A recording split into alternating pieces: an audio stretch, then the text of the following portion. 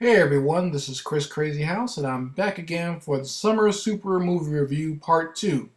Hopefully, I don't run out of breath like I did on the last one. Been recording a lot, so that's why I'm running out of breath. Plus, I'm excited about these movies. Anyway, like I said, I'm going to finish talking about Antman a little bit more. Like I said, I enjoyed it, mainly because it's the first time we got to see a legacy character on screen.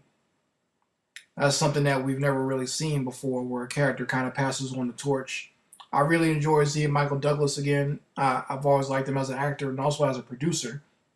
And you know, him playing an older version of the Ant-Man, or first of all, introducing Hank Pym, who is a very integral part to the Marvel Universe. And for those who don't know, in the comic books, Hank Pym is the one who created Ultron. So they kind of had to change it for the movie universe, but it's still great to have Hank Pym there as a different type of scientist. He's not like Tony Stark. In fact, he wanted to keep the idea of the Pym particles and the technology that he's created out of the hands of humanity and the Starks and everyone else because he didn't trust the way they did things. But also, Hank Pym is not afraid to get in your face and bust you in the mouth, which they showed very cool in the first part of the movie. And you got to see a little appearance by Peggy Carter as well, which is another great show on ABC, the Peggy Carter Show. And I'm looking forward to season 2 of that. But yeah, that like I said, I really enjoyed Ant-Man, and like I said, it added a different dimension to the Marvel universe, a different type of science where it's not just a suit.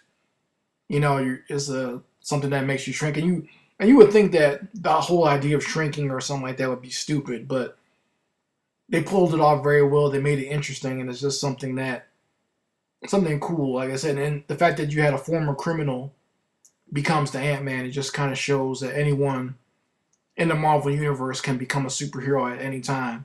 All it takes is having that right mindset. Uh, On to the not so great, and I'm not going to spend too much time on this because I don't want to be bogged down in negativity. I'm not. I was not a fan of that new Fantastic Four movie. It had nothing to do with Michael B. Jordan being the Black Human Torch. As a matter of fact, it had nothing to do with anyone in the cast per se because it actually had a great cast. The movie was very well casted. A lot of great young actors there that do very good work. The problem is that the movie itself was just terribly put together and kind of strewn and sewn together later on by the studio. When you have a director, if you're going to have someone that you're going to have a director for a film, and you're going to have them, you like them to begin with, and you want them to produce their vision, their version of the film, you need to take your hands off and kind of just let them do their work.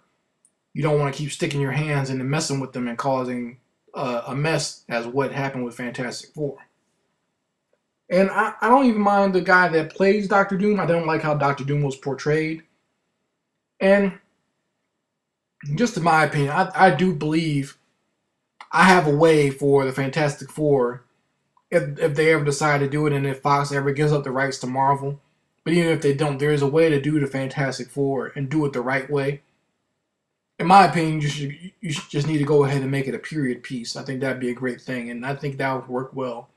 Because I think that's the problem too, is everyone keeps saying that, Fantastic Four. That's the thing I see a lot of fanboys saying is like the Fantastic Four, their powers are just so corny. There's no way that can work on film, and that's not true at all. I mean, let's be honest. Last summer you had a movie with a talking raccoon and a talking tree. That wasn't a movie last summer, and you guys all like that. So let's stop with the whole their stupid powers out there. You just had a movie that was successful of a guy shrinking to the size of an ant. So let's stop with that. It's how you tell the story. The powers are irrelevant. I mean, people been saying that about Superman for years too, that he's boring, he's out of date. But I mean, it's how you tell the story. I mean, I enjoy seeing Man of Steel where Superman's fighting Zod through the city. I know a lot of fanboys complaining about that, the fact that Metropolis got destroyed, but hey, that's what happens when two metahumans fight, is stuff gets destroyed. And people try to bring up all these weird examples, like I've seen people try to bring up Dragon Ball Z, forgetting that both Piccolo and other characters in the Saiyans have destroyed entire cities or whatever. Just because you got the Dragon Balls to wish them back doesn't mean that it never happened. So let's stop with that too, please. Let's stop playing favorites there just because you want to denigrate one movie. Don't make up lies about some other factoid or some other genre or some other movie. But anyway, speaking of which, now we're going to get on to what I'm looking forward to in the next summer.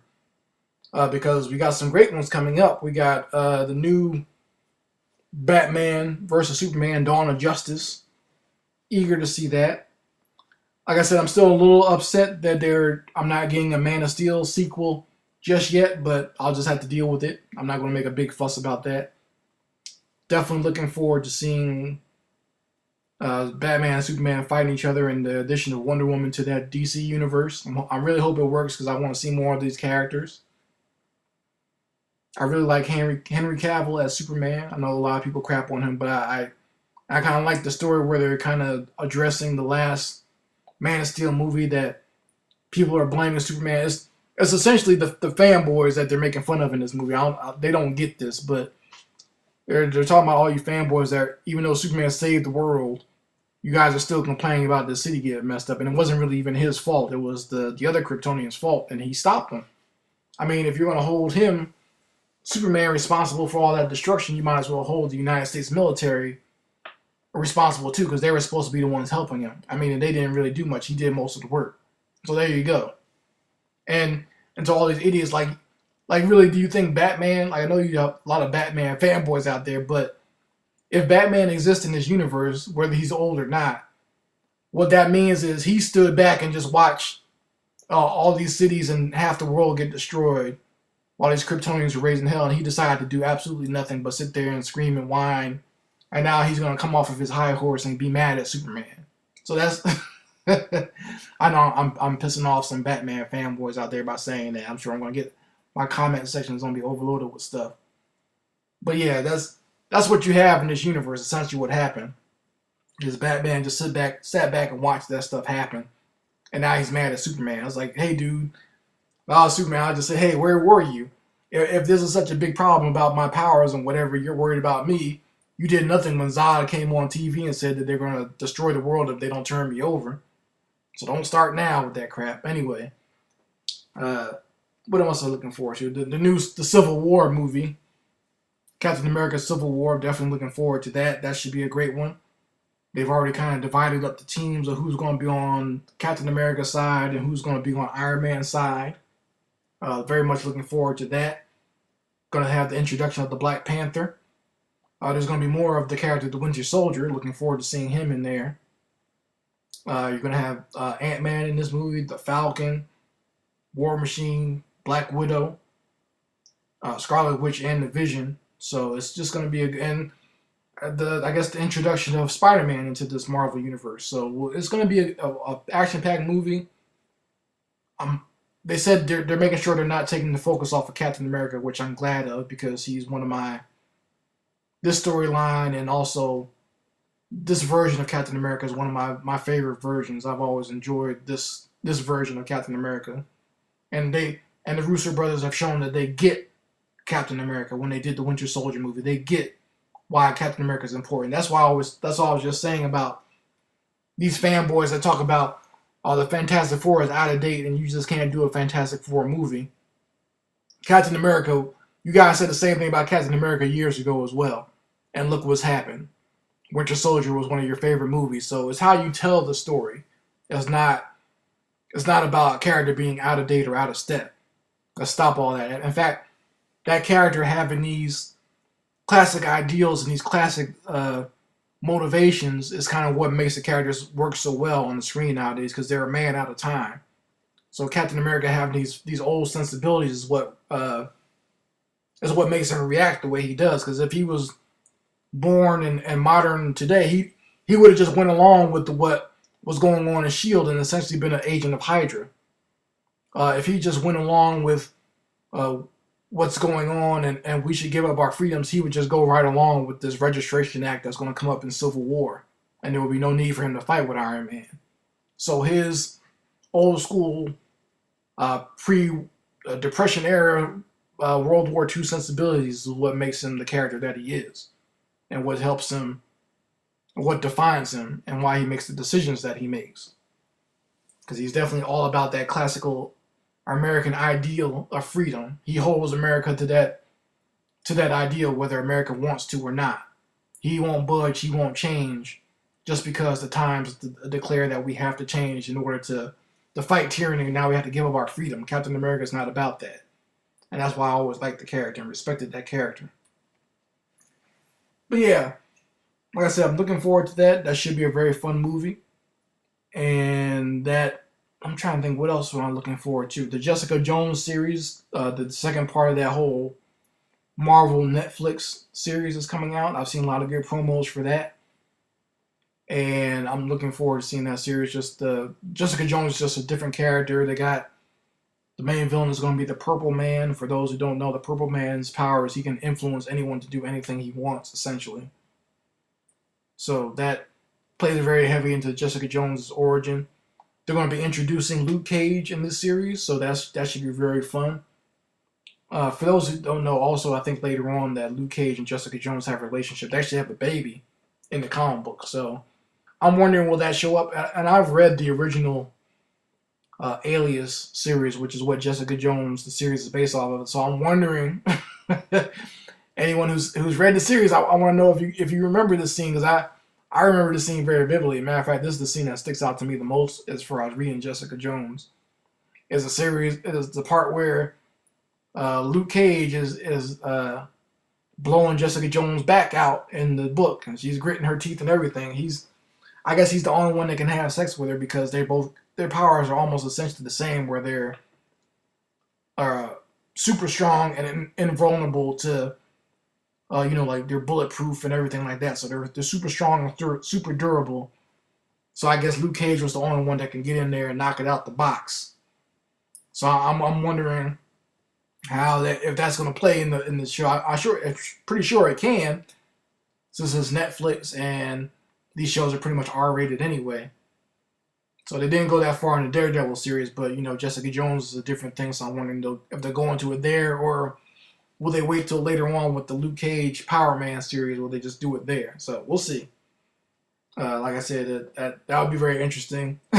I just want it to happen because I want to see the racist, bigoted fanboys complaining about this white female superhero having sex with a black male superhero. I just want to see them cry online. So that's part of the deviousness in myself that I want to see. But anyway, trying to think what else am I looking forward to in the coming years. I'm looking forward to Daredevil season 2. They're going to be introducing the Punisher. Got the dude from who's on the first few seasons of The Walking Dead playing the Punisher. Very good choice. He kind of has that Frank Castle look. And it's a different type of villain for Daredevil. Like, essentially, the Punisher is going to be what Daredevil could have been, but he decided not to be by the end of the first season, which is a superhero that goes out and just methodically kills people. Daredevil has decided he's not going to be about that, and he's kind of made that choice to be a hero that saves people and will beat someone down, but will not go as far as to kill. He still wants to be on that side of the law, as running that razor's edge of being the angel and the devil at the same time. So now he's faced with a person who has totally just said, to hell with that, I'm going to kill all these criminals. And I'm wondering how that's going to work. And it might even wind up where the person that Daredevil hates the most, which is Wilson Fisk, the Kingpin, where Daredevil has to wind up saving the Kingpin from the Punisher, which has happened in the comics.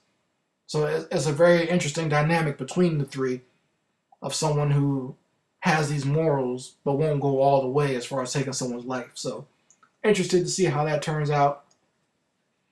The only other little thing I can say is they got this news about Ronda Rousey wanting to be Captain Marvel. I say the heck with that. No, Ronda Rousey, you cannot be Captain Marvel. I think they found someone, but I'd rather it be someone who can actually act, like Charlize Theron or even Katie Sackhoff or Emily Blunt. I'd rather be one of those actresses, someone who can actually act and not just some MMA fighter who thinks she can act, because she was not that great in the Expendables movie. Anyway, let me know what you guys think of my reviews. If you have any comments, please leave them in the the box down below. Chris Crazy House signing out. Peace.